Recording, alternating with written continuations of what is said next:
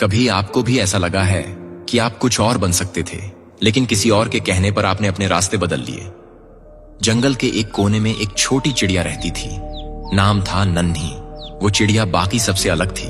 उसकी आंखों में एक चमक थी, जैसे वो उस पेड़ से कहीं दूर, कहीं ऊंचा देख रही हो। वो अक्सर पूछती, हम हर दिन यही उड़ते हैं, बस तालाब, जामुन का पेड़ और वापस घोंसला।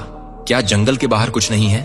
उसके झुंड की बुजुर्ग चिड़िया बोली, बाहर की दुनिया आसान नहीं है नन्ही। वहां शिकारी हैं जो सिर्फ पंख नहीं, सपने तोड़ देते हैं। और कई बार अकेलापन इतना गहरा होता है कि अपनी ही आवाज डराने लगती है। बंदर ने हंसकर कहा, इतना सोचती क्यों है? उड़ तो सकती है, लेकिन क्या लौट भी पाएगी?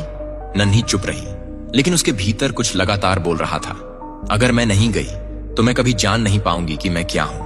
और एक सुबह जब सब सो रहे थे, वो उड़ गई, बिना बताए, बिना रुके।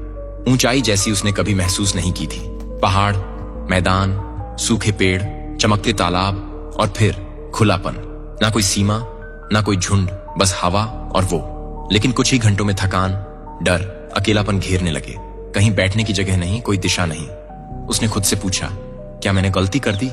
और तभी एक दूर की चिड़िया दिखी जो मुस्कुराते हुए बोली, हर उड़ान में डर होता है, पर अगर तू रुकती तो तू ये कभी जानती ही नहीं कि तुझमें इतना दम है। नन्ही लौट आई, लेकिन वो वैसी नहीं थी जैसी गई थी। उसके पंखों में अब उड़ान से ज्यादा विश्वास था।